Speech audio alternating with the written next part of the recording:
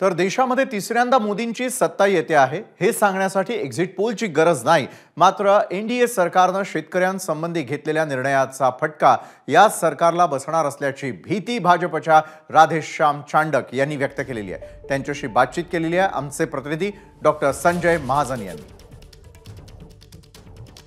सगळ्या देशामध्ये मोदी साहेबांची हवा आहे, त्यामुळे मोदीजी तिसऱ्यांदा पंतप्रधान होतील यात काही दुमत होण्याचं कारणच नाही आहे। आणि बुलढाण्यामध्ये सुद्धा तसं वातावरण दिसते, पण असं कधीकधी असं वाटते की इथे मशाल येते का धनुष्य येते, कधीकधी असं वाटते। पण आता इतकं जर एक्झिट पोलचा जर सपोर्ट आहे तर त्यामुळे इथे पण प्रतापरावजी येतील असं वाटते बा मला तरी। पण राज्यात ज्याप्रमाणे भाजप किंवा मित्र पक्षांनी म्हणजे महायुतीने 45+ मिशन आखलं होतं, तसा प्रतिसाद त्यांना एक्झिट पोलमध्ये मिळताना दिसत नाही। सगळं संमिश्र यश किंवा 50-50 दिसतं। त्याचाही अंदाज आलाच होता की महाराष्ट्रामध्ये असं होणार आहे।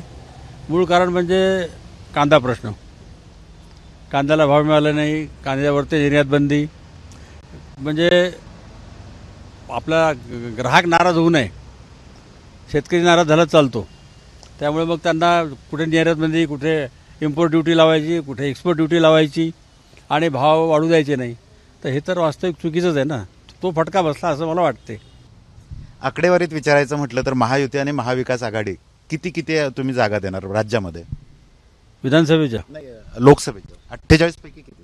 28 पैकी 25 भेटतील यांना। हां, मोदी सरकारला 25 पैकी जास्त जागा भेटतील असं वाटतं। तर नक्कीच जरी देशात तिसऱ्यांदा मोदींचं सरकार येत असलं तरी शेतकऱ्यांच्या नाराजीचा फटका हा महायुतीला बसण्याची शक्यता राधेश्याम चांडक यांनी व्यक्त केली आहे। कॅमेरामन शांतारामसह doctor Sanjay Mahajan, ABP Majha, Buldhana. ABP माझा, उघडा डोळे बघा नीट।